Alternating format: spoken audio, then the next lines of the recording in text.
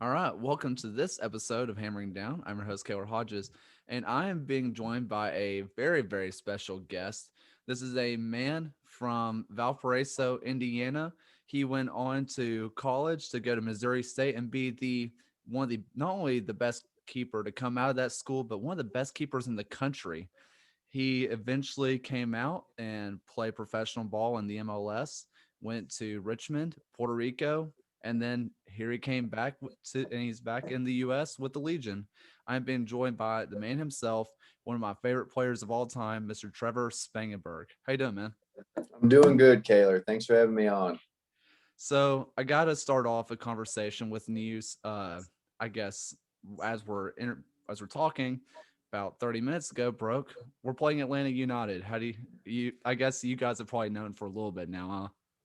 A little bit, but not too long, to be fair. But it was tough. You had to keep the mouth shut. But no, we're buzzing. So happy that the news got out and everyone can kind of start getting excited about it now. And I mean, it's only a couple weeks away, so it's pretty cool. We're pumped. So it's kind of funny because for a lot of the guys who are on the team, this is their first or maybe second time playing an MLS team. But you have MLS experience. So is this something that you're like, I'm still excited about it? Or is it's like, been there, let's do this. It's another day. I mean, it is that in a sense, but it's also, I feel like anytime there's a game, you should always be excited for it anyways. So whether it's Atlanta United or, we're playing a college team for preseason, it's a game. It's game days. Those are the best days. So it's definitely has a little something special because it's Atlanta United coming down here, and it's great that we get to play them at home as well. So I think that adds to it just for our fans to be able to just, come on out and see it. So I think all those kind of tangibles together will make it very exciting. And yeah, I'm definitely pumped for it. But it's just another game. We'll go out and hopefully we can put on a good show for everyone. For sure. So let's go ahead. We're going to work back and we're going to come to modern day. All right. All right. So you start in Valparaiso, Indiana, and then you go to Missouri State. What took you there? Because, I mean, unless I'm not aware of something, there's not really a direct like pipeline there. There is not a, I was on the big, just trying to sell myself, route in high school, going to showcases with my club team. I went to a lot of ID camps in the summer at various colleges, and I was fortunate enough to connect with the head coach at Missouri State. And, obviously every player kind of has Division I set in their head, and that's what my goal was. I was still open to everything. So, but they got me down there for a visit going into my senior year of high school. I absolutely loved it. Loved the vibe of the team, how they ran things. It was a very professional feel to it. And I could just tell that I was going to click. I'm kind of like one of those, still do kind of consider myself just one of those like I'm old school. I just want to be like the blue collar hard worker all the time. I'm not really that flashy. There's guys that are probably more skillful than me, but I'm going to put in the work every single day. And that's what that team was just building around, was just like that hard work. And we are just going to outwork everyone. And I was like, I buy into this mentality. So I loved it when I went down there, basically verbally committed on the spot. And, I had a great 4.5 years there. I redshirted my first year and I enjoyed every second of it while I was there. So you redshirted your first year, and I think your I guess redshirt freshman year, you were still the backup Correct. to no slouch Alex Riggs, which if you've been following, football or soccer in the US for a while now, I mean he was the real deal. I mean, he ended up being drafted by the Crew, I think. Yep. And was just an absolute beast. And then you got hurt, and then finally you got your big chance to show the whole country who you were junior year, which I think maybe you had a few games sophomore year, but I played the majority of the sophomore year, so that was my redshirt sophomore year. I played. That was like my first year as a number one, and it was hit or miss. It'd been a few years since I'd come out of that. Like it was my first introduction to college. I had been training obviously with the team for 2 years, but I think it took me a little bit to kind of get comfortable in the situation. And by the end of the year, I was playing my best, and we had a good run. But then, yeah, my junior year during the summer leading up to that, I got an injury and I missed my entire junior year and wasn't able to redshirt for that. I'd already used the one for school and wasn't eligible for a medical. So just totally lost the junior year of eligibility, and then thankfully was healthy enough to be in there for the senior year and be out with the guys that I came to school with and everything, and put together a pretty special season. So you had to follow up Alex, which I'm sure being behind him, you learned a lot of things. How much pressure was there on you to perform at following up a guy who was drafted to play in the MLS? I thought it was awesome that he was drafted, and it was really cool to spend those first 2 years there with him. Missouri State has pumped out some good goalkeepers over the years. There's the OG legend, Matt Pickens, who just hung him up and is still, involved with Nashville. There was also Lance Parker, and then Alex came along, and then I was just like, wow, I got some boots to fill here. So it wasn't even just Alex. I felt like there was, the 2 or 3 others before them. So it was pretty, I felt pretty honored to even have the opportunity to be out there and represent, that school in that way after all those guys came. And Alex was definitely a good player. I remember his bread and butter were crosses. I mean, that guy would just go pick off crosses for fun. And that's something that, I don't mind doing that, but I'm a shot stopper. Like, that's my thing. And so I was just like, man, how am I going to get on Alex's level of crosses? And it wasn't very long. I realized I wasn't. So I was like, all right, well, I'm going to let you have that way. Like, I'm not going to be flying out, going and get crosses. He would just make it look so easy. But I learned a lot of things just to add to my game a little bit that way. And, I think it helped me carry that in and kind of bring it into my shot stopping, like, kind of style. But yeah, definitely some big boots to fill when I did get that chance. So you talked about how your junior year you got hurt, and finally senior year you came back, and you ended your career as, I think it's pretty safe to say, as probably the best keeper to come out of Missouri State. And then, but more importantly, you won the Missouri Valley Championship, which I know was a massive deal. What was that championship feeling like? And, what was kind of going through your head as, the final whistle was blown? Yeah, so it was great. We won the regular season, Missouri Valley, which was awesome. And I think so that year we were just putting up clean sheets for fun. And I can't even take all the credit for that. We had an unbelievable team, and it was the guys that they were bought into the system we wanted to play, and everything just clicked for us. It was great. But winning the regular season MVC was pretty special, and we did it away. We did it away at Bradley, and which is, it's always a rival. Every MVC game was a rival. So it was pretty neat to just do that away and to just kind of all be together. And you always, we bussed, so we had the bus ride back, and everyone's just, it's a long bus ride, but it felt pretty short that night because everyone's just in a great mood. It was definitely like a pretty special memory that I'm going to hold on to. It was a lot of fun, and would have liked to have put it together a little more in the MVC tournament. That one got away from us. So that was like the one that always got away. So would have liked to have won that, but it was a special year regardless. For sure. In the summer, you're talking about how you're playing, during the summer as well. You play with Laredo Heat and the Springfield Demise, which Yep. have to be the coolest names of all time, by the way. Those are awesome. How did that PDL experience prepare you for the professional life? So I was always kind of that guy who I never wanted to stop when college ended for the summer. And some guys do, they want to just relax, chill, not think about soccer, just maybe do some fitness. And that's totally fine. I get that. And I'm like one of those where if I don't do something for a couple of weeks, I get back in the goal and it feels like it's a mile wide. So I don't like to take it too long of a break. I need like a week here or there, and that's it. So I always wanted to do the PDL route. And I think that I learned so many things doing that. And it just, especially going from my year when I was injured going into my senior year, it gave me a whole summer. I still chose to play again that summer, even though I had just been hurt in PDL the previous summer. That was a tough one. I had to sell that one to my college coach. That was a tough sell. But, I sold it because I thought, look, this is going to get all the rust off that I just gathered for a year being hurt mentally, physically. And it was great. And I had some rough games, but it enabled me to come into that senior year flying. And I felt like I got that every other year that I played PDL. It was just opportunities to work on things that you might not want to do in the pressure of the college environment. And it's also a little more relaxed. I mean, you're going out to win every game, but it's not grueling training every single day. You know, it's still summer. Like you're enjoying your summer, but you're also getting to play at a pretty good level. And I loved it. That's why I decided to do it every single summer. I looked forward to it.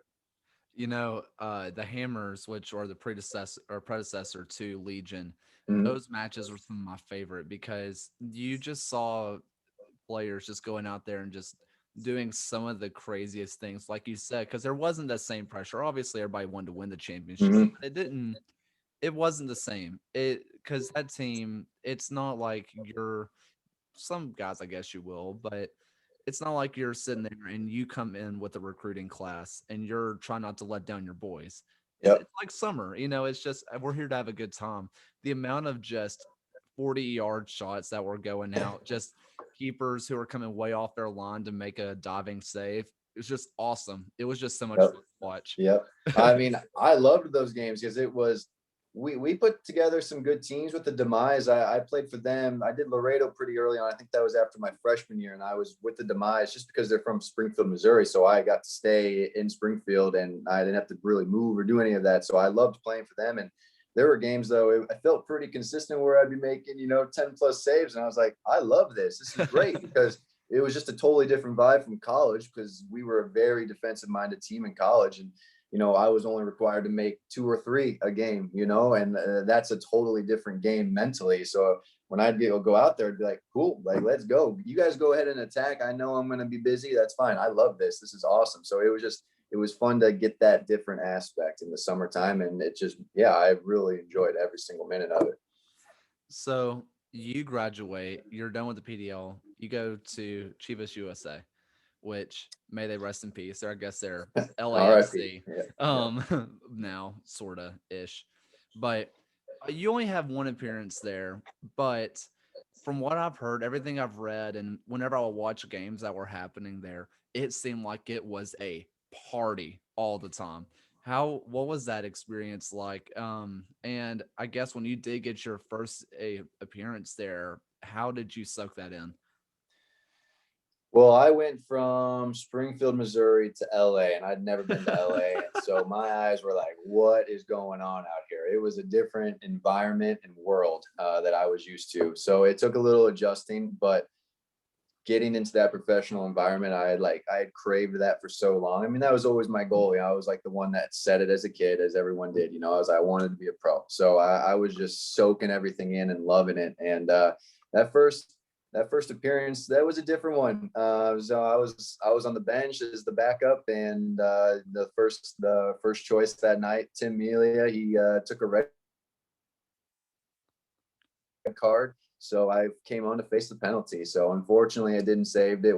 Would have loved to have made that save, but still, just to get out there, I think I made 1 or 2 other saves, and it was just, I mean, I was buzzing the whole time, and it was just, and I'll never forget that moment. So it was really cool just to get that opportunity. And it's a tough season than the way it ended because the team folded, but I mean, I have memories from there that I'll always keep, and guys I still stay in touch with, and even on the team 2 years ago, Eric Avila, he was at Chivas when I was there, and it was really cool to reconnect here on that first season because he was someone I looked up to there, and it was neat to kind of have it come around and come back and when we were here in Birmingham. So it was just really neat. You make those relationships, and they last forever.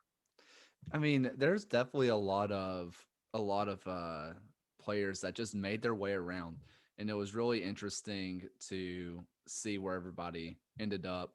And you ended up in New England, where you end up going to Richmond, but that's where you first kind of, I guess, encountered, you know, the New England system, which we kind of have at Legion now. It seems like it's, New England too, but a lot hotter and more southeast. um, Whenever you went to the Kickers, though, I mean that is the oldest team in America that's still going around. Yep. What was I mean, you've gone from the oldest team in America to the newest team in America before, which is wild. But what was the Richmond experience like for you? Yeah, well, that was I got a couple games there on loan from when I was in New England, and it was really cool. The first game I had, we were away in Montreal, and but I do remember it was the next game that I played. We played at home, and that was the first time I actually went to Richmond and got that vibe of City Stadium, down like right downtown, which is cool. Unbelievable pitch. Like I mean, it's one of the best grass pitches ever. It's awesome, and it's an old stadium, so the vibe was cool. And you kind of did feel like you got a little bit of the history going on a little bit when you were playing there. So, and again, I loved it. I would have liked to have gone on loan more and got some more games, but that is what it is. It was still neat to get out there for a couple games that first year with New England. And again, I learned from those, and I think that my experience from that is what brought me around to coming back there 3 years later when I left Puerto Rico. So and I was, excited to get back to Richmond because I'd already had a couple good experiences with games. I was like, all right, well, let's go. Let's make that a home for a while. And that's really what led me to do that. So let's talk about your second stint before we go to Puerto Rico. Your second stint, I've talked to a few people I know who are from the Richmond area that go to every single match. And I asked them about you, and they still talk about you so fondly. And I think a lot of them have the experience that, I've had whenever I watched you. It's just like, this dude is just good.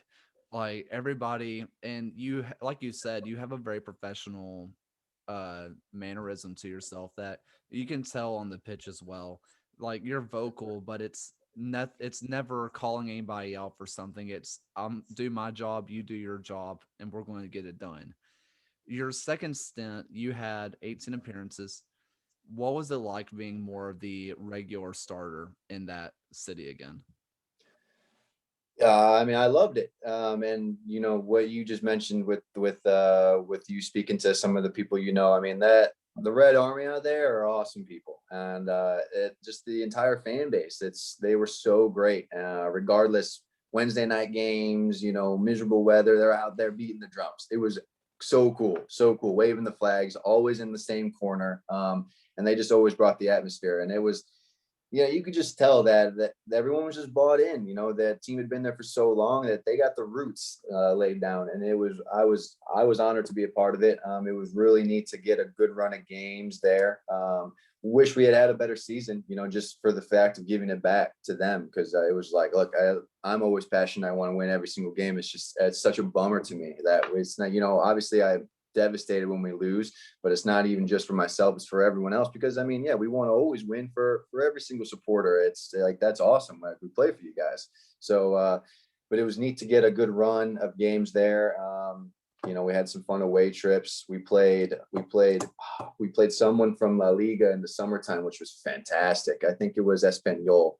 And this like sold out city stadium. It was a beautiful day, rained right before, so it was unbelievable. So I have a lot of good memories from Richmond, and loved the city as well. It was a great city. So a lot of people don't know that, but it's an unbelievable city. So we miss it. We talk about it a lot. My fiance and I, we miss Richmond. Well, I mean, it is a beautiful city. It's a great trip. I there's a good chance I'm misremembering, but I don't think I am. I did go from rooting against you to rooting for you. 'Cause I went from before Legion were announced, I was a big FC Cincinnati fan, Okay. right? And I'm almost positive you got the start in Nippert when Richmond came around. I'm I did not get to play. I did not play in Nippert that year. Yep. So okay. that's fine though. That's fine. I remember that game. I really wanted that game, but I unfortunately did not get that game at Nippert when we traveled there. Yeah. That was because I always sat in the supporter section there, and man, whoever the goalkeeper was in there, they were getting it the whole time. And that would have been Travis Wara. Yeah, he well, was I could hear it. I heard it the whole game. I was like, he's getting lit up back there. They're being ruthless to him. Yep. yeah, that because okay, I guess I am misremembering, but I do remember, you were a regular starter, so I guess it's like, oh, I know who's coming in. I guess I Yeah. didn't, but either way, yeah, it still went from rooting a team against a team that you were on, which now I'm pulling for you really freaking hard. So It's just funny how that works out. So cool how it comes around like that. Yeah, that's why this game's awesome. So it's fantastic. So, speaking of rooting for someone now that you weren't rooting for back then, let's go to Puerto Rico. Okay. I don't know if he texted you or if he got in touch with you or if you heard it at all, but are you aware that MVO, Matt Van Okel, is the worst friend of all time? Worst friend? No, I did not know that. No, he's Okay. a good guy. He's a good guy. Why is he the worst friend? Because your first ever appearance for Puerto Rico came against MVO in Edmonton, where you pitched a shutout, but he was a Yep. horrible friend, and he did too. What a guy! What a horrible dude! We've actually never even spoke about it. I knew that though, and I was like, all right, I wonder if he's ever going to say something. But he never even said anything to me. But I was like, hey, at least it was a win-win on the day for both of us, 0-0. So that's in terms of two goalkeepers. That's all you can want. Like, of course, we both want to win, but we both did our jobs and came out with two clean sheets. I guess. I mean, it would still have been nice to get all 3 points on your Oh, debut, I would have but loved that, and especially I would have brought it up if that was the case. If we had won and that was my debut, I definitely would have. Matt would have heard about that one by now. That's for sure. well, you ended up playing a lot for Puerto Rico. You ended up getting 40 appearances for them. And before I started recording, we were talking about just the heat and the weather and stuff like that.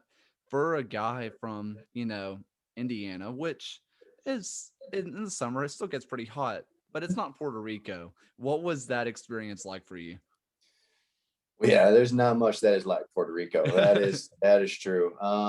So yeah, well, we had a very different training schedule to kind of adapt to that. So we started training every day at 7:30 a.m., which is tough. That's a tough life to live. Just because you always want to get in early, do your thing, and hey, if you get in early, it's 6:30 a.m. or 6. So that's tough. So but it was a big adjustment, but we had to do it because by the time we were finishing up around 9:30, it's blazing hot out in the humidity. So and it's not ever like the heat of walk. If you step out and you go, wow, it feels like an oven out here. It's not Arizona heat. It's just that humidity where it's just pouring off of you and you just walking and or just standing there and you're just pouring sweat. Never experienced anything like that. So no amount of water keeps you hydrated during that. No. So I didn't mind the early mornings, but it was definitely an adjustment. There was an adjustment period for sure. But at the same time, it felt like when we played our home games, the teams in the second half they would start to just go down because they were exhausted. I mean, we were tired too, but at least we just had a little bit of that experience just from at least training in it every day that you kind of know what's coming and you know how to battle through it. But you saw some teams hit the wall, and that always gave us a little bit of a mental edge to know they were suffering more than us. We were suffering, but they were suffering more than us. Yeah. I I mean, a lot of people, especially in Alabama, I mean, we talk about the humidity here and how rough it is. I'm sure it doesn't even hold a candle to Puerto Rico. It was just the consistency of it. I mean, there's been some hot days here, 100%, but it was just the consistency every single day. It was going to be the same. You knew, I mean, here you kind of go, you look ahead on the weather app sometimes. I'm like, oh, there might be a little cool day here. That's nice. Oh, that one's cloudy that day. Sweet. And the humidity's down, but every day was the same in Puerto Rico. Just you weren't gonna get away from it. It was gonna be there. You step out in the morning, bam, it hits you. It was like, all right, here we go again. So So, you've, like you said, you've had a lot of, reunions with players over the years. And I think if I have a timelines right, you had another one this year with Fanuel Kavita. mhm. What what is he like as a player and just as a human? What should we expect from him as Legion fans? Oh, I mean, he's a first class player, first class guy. So I mean, that was a signing that I'm sure everyone who has played with Fanny and had the chance to play again with him, was like, yeah, buzzing. So that's huge. He's going to bring such a presence to the back line, and I think it's a presence that's he's just going to fit right in there, and it could be something really special. So and I think it shows because he was a captain in St. Louis, and you get handed that role because you've earned it and because guys look up to you and respect you. So to have that kind of leadership and mentality come here, I mean, that's so cool for us. You mentioned him being the captain in St. Louis. It just feels like almost every single person that Jay and Coach Tommy bring in was a captain at some professional club. is is that normal for most places? Because I feel like it's not, but I mean, the amount of people that come in who have real captain experience with the club is just ridiculous that we have right now. I was noticing that trend too, and I don't know if it's normal, but I do know the type of environment and vibe and team camaraderie that Tommy and Jay want to build here and are building, and that already exists now because they're signing the right guys. And I mean, I think it's great. And when players like that come in, and everyone kind of, we're all on the same page, and it's like we're all on the same page on how do we want to get things done and bought into a system, and just want to win. So just consistently want to win. So not just win every once in a while, every week, every Saturday, Wednesday, if we have a game, another Saturday, we want to win every game. So it's cool to just have everyone bought into a system like that. And sometimes you got guys who aren't like that, and there's those don't exist here. So it's really cool that a lot of those signings have just kind of added to the positivity that they've been building. So you today was day 3 of training for you guys. How's the team looking? What are you seeing, or is it still kind of like the midfielders are working with midfielders, the keepers are working with keepers right now? Yeah, we've done a little bit of some play, but it's nothing crazy. And it's really, that first couple weeks or week or two, it's just getting back out, getting the feel for it, getting the body adjusted again to the daily grind. So that's always like the biggest hurdle for everyone. It's just getting back to the daily grind and reminding your body like, hey, you can keep up. Don't worry. Like, you're a little sore the first few days, but you'll get through it. So that's more so what this first week is for, and a lot of just fun stuff. We're getting a lot of time, us goalkeepers, to do our thing, and then when we do get together, we're playing, but it's not for too long, but it's just to kind of get everyone feeling each other out. So it'll be very exciting as we keep building into next week, and we start playing more and more and more and longer times, and the field gets bigger. That'll be a chance where we all start to really kind of feel each other out and see, who likes to do what and where everyone's going to fit in. So it'll be really cool. So when you're working with just the keepers, is is Matt getting training or is he just coaching you? Like, what's going on? Because he's a player coach, but how does that work for y'all? Oh, he gets after it with us every day. So he does the same amount of stuff that we do. He takes that role as the coach. He pretty much plans out what we're going to do every day, and he's always bouncing ideas off us though as well. If we want to tweak things here and there. So but he's definitely doing the same amount of reps as Ford and myself. So he's just getting after it. So, but it's good. And it's just, I mean, it's a great dynamic the three of us have. And we're all three of us are the kinds who just, I've been with some goalkeepers who like to have a little chat here and there while we're out and training and stuff, but the three of us just want to work and we just fly through things. And it goes like, oh, that was 30 minutes already. Wow. We did everything we wanted to do today. That was great. So we have a great dynamic going. So I guess that kind of adds to your point of just the people that he's bringing in, because both you and Matt have a ton of experience already. So it's like maybe this will work in this situation, maybe this won't work in that situation, which is really cool. And then you have Ford, who is probably the best kept secret in the USL right now. Dude is a stud. Did you, when he first showed up with you guys last year, were you like, hold on, where did we find this dude?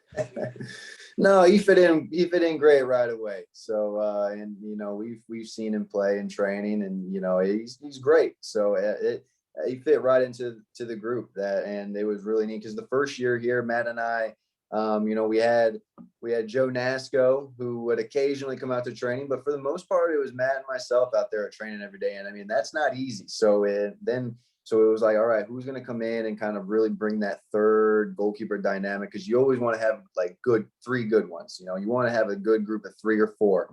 And Ford came in right away and fit in and, just help raise the level. And so it has been great. So we just buzz through things. But yeah, I mean, Matt will come up with some fun stuff, that's for sure. And then if we're ever out there, we want to tweak a few things. He'll ask our opinions. So it's very like we have the plan, but if we want to kind of go off of that, and kind of get a little wild, we have that freedom to do it. It's pretty neat to just only be the three of us. We don't have to worry about someone else going like, no, you can't do that, or maybe not today. Like, well, why not, guys? Why don't we try this today? Let's get a little crazy with it. So it's neat to have that freedom.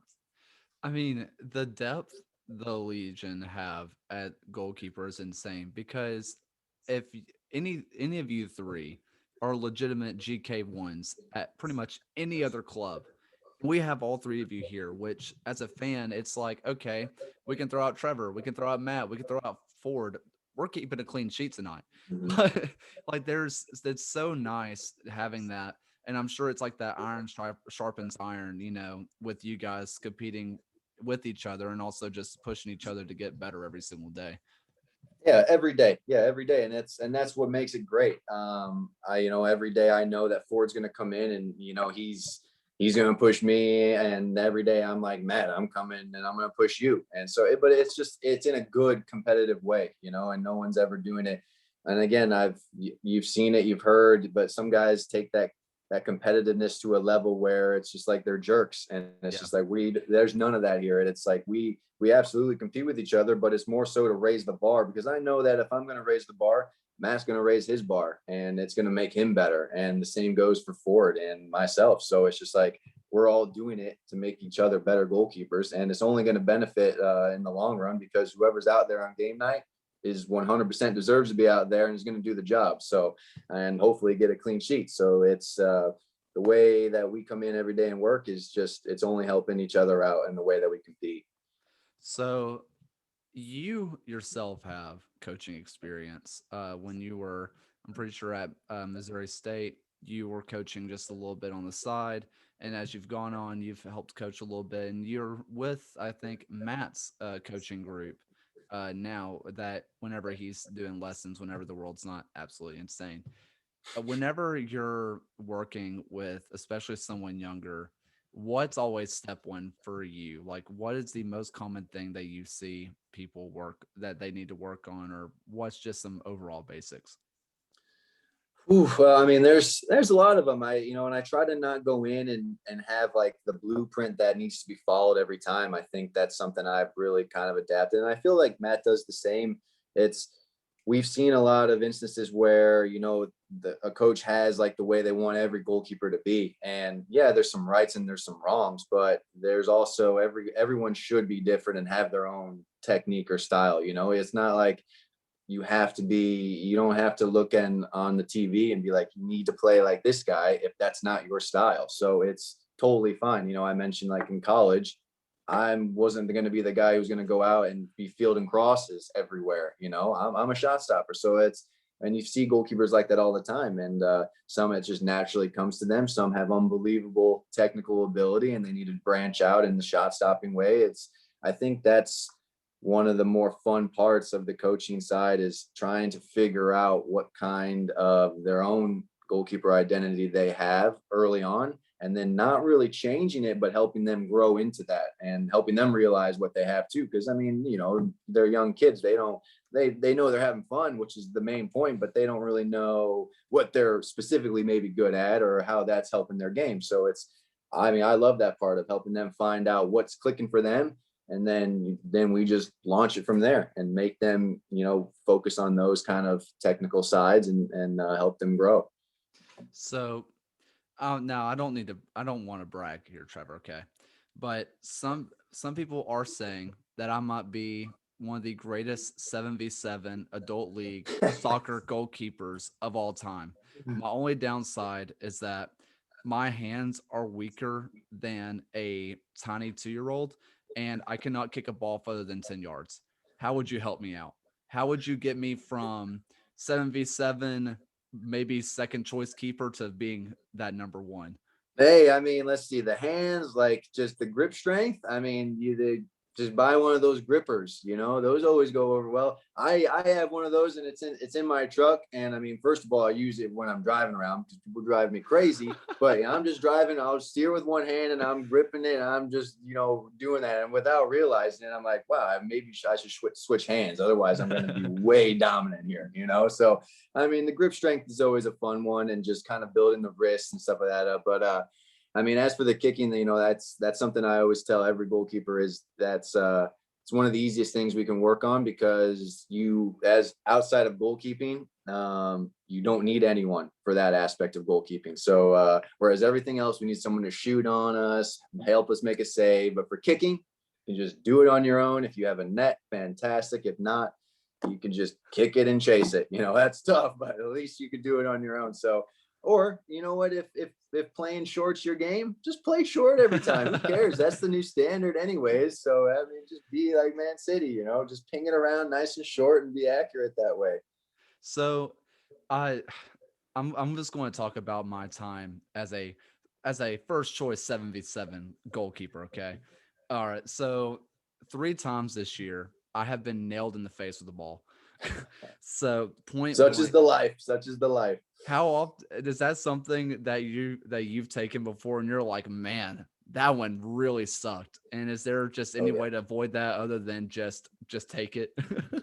Just gotta take it, like you say. You just gotta take it. I mean, that's name a spot, and I've been hit there. So, and some will get you. And I think the biggest way and thing you can do is just keep being brave, because you don't want to get into the habit of pulling out or any of that stuff. But it's tough. But yes, I mean, you just gotta, if anything, when you take it in the face like that and everyone goes, "Oh my gosh, are you okay?" Just be like, "Yeah, I'm all right. I'm a goalkeeper." Even if your face is like on fire, and if we're playing with the select ball, you got the select implant on your face. It's just like, yeah, guys, I'm fine. Like, let's go. So just like bottle it up, bottle the pain up. Man, I took one, it hit me square in the nose and tears just started coming. Yep. And the ref didn't stop play, even though there was I don't know. I was like, am I concussed? I don't know. I have no idea. But one guy got a tiny cramp in his ankle and he'd stop play. I'm like, come on. Now, any chance? Like, I'm more serious here. But I feel bad for Scott Sterling, man. I have so much more sympathy for him now. Yep. How many times when you got hit in the face? Every time, I think, right? Yeah. God. So before we wrap it up, I have a few more questions. Groups just got announced. What's the away day that you're looking forward to the most right now? Oh, I mean, I look forward to all of them. I think one we really were bummed to miss out on last year. We were supposed to be that home opener in Louisville. So I think it's cool that we're in a group with them. They're always a good team. They're going to be great. So I think that's a fun place to go now. You've seen the pictures, the videos of that stadium. So you love going places where it feels that kind of vibe with that atmosphere. So that'll be fun. And, we haven't ventured out to Oklahoma yet. So those will be some big road trips too. So honestly, every team I looked at in that group, I was like, this is going to be a fun little conference that we've got going on. So it's exciting. So there's some places I don't want to go, and none of them are in there. So I'm excited for all of those games, and it'll be good. So, I mean, OKC is Matt's old team. So just out of spite, are we just going to start fighting on spot or what? Hey, if he goes, I'll follow him. All right? You know what I'm saying? Like, if he starts it, I'm out there. I got his back. Hey, you love to hear that. So before I let you go, I just have one more question for you. And well, I guess it's a two-parted question. Is there something that you want the fans to know about you, like as a person, like a hobby you do, or just something interesting about you? And is there any message that you have for the fans on this upcoming season?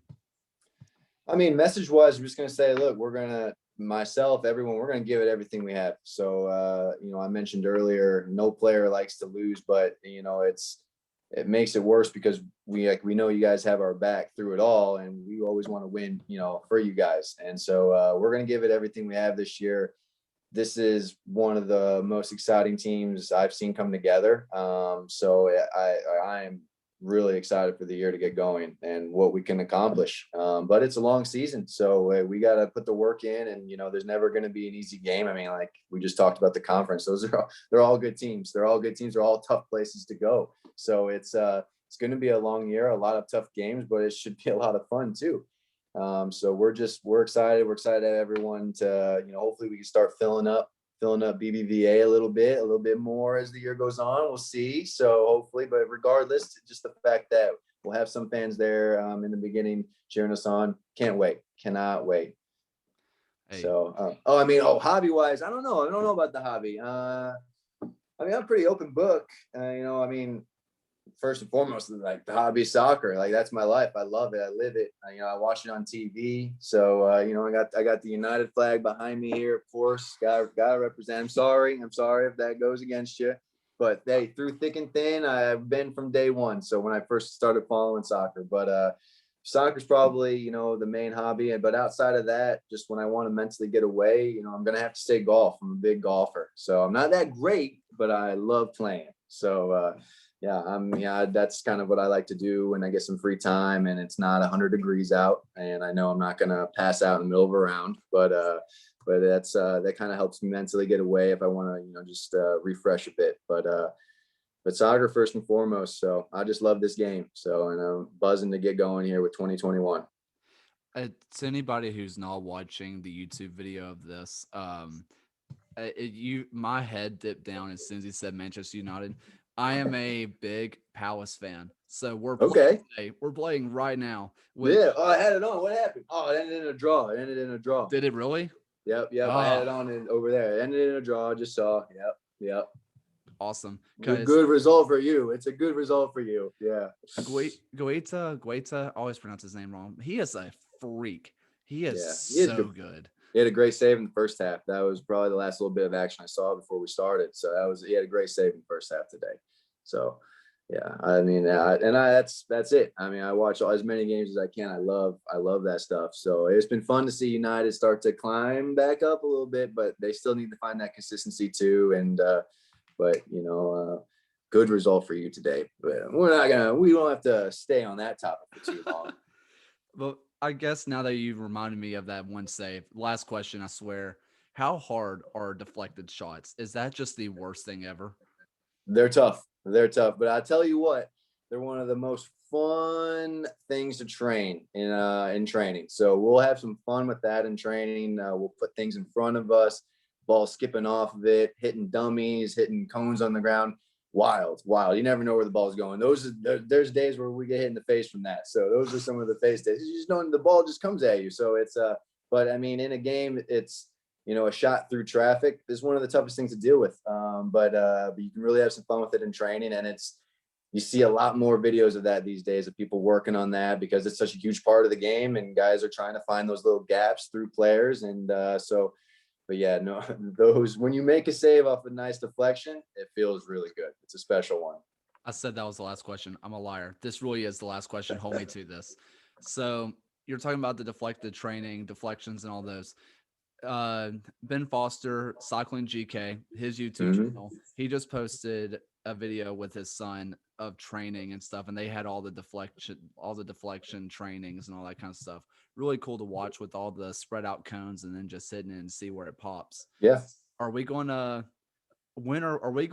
get a Cycling GK version of Legion from you guys? Because having a GoPro in the net or just being able to watch you guys train would be awesome.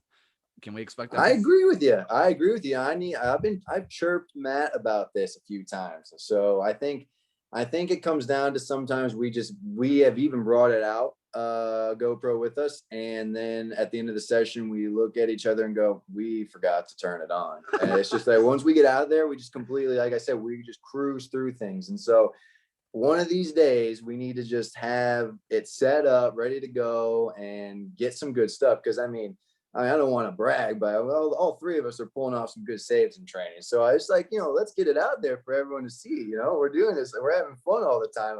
I love seeing training video, and I think you can learn a lot from it. So hopefully we get some good content out. But now that you've asked, maybe that'll help me like really get into his head a little bit more. Like, look, this is what the people want to see. Let's get it out there. If anybody with Legion are listening to this, especially Clayton, if you're listening to this, man, please get the camera out there during the game, during training. Just having a GoPro thing, oh, it'd be so good. It'd be so 100%. Sometimes they'll come around and they do film a little bit, but it might be like the first part of the day, and we're doing agility. It's like, guys, come back in 10 minutes when we're flying around, and that's the fun stuff. Like, get that on camera. Don't get the footwork on camera. Come back when we're buzzing around making saves. So yeah, we'll both chirp Matt a little bit and chirp Clayton too. So get him out there. for sure. Well, hey, thank you so much for coming on. This was awesome. Cannot wait to see you back on the pitch. Yeah, I appreciate it, Kayla. It was fun chatting with you, and we can't wait to get out there. So it's gonna be, like I said, it's gonna be an exciting year. So we're pumped. Hey, thanks everybody. Listen.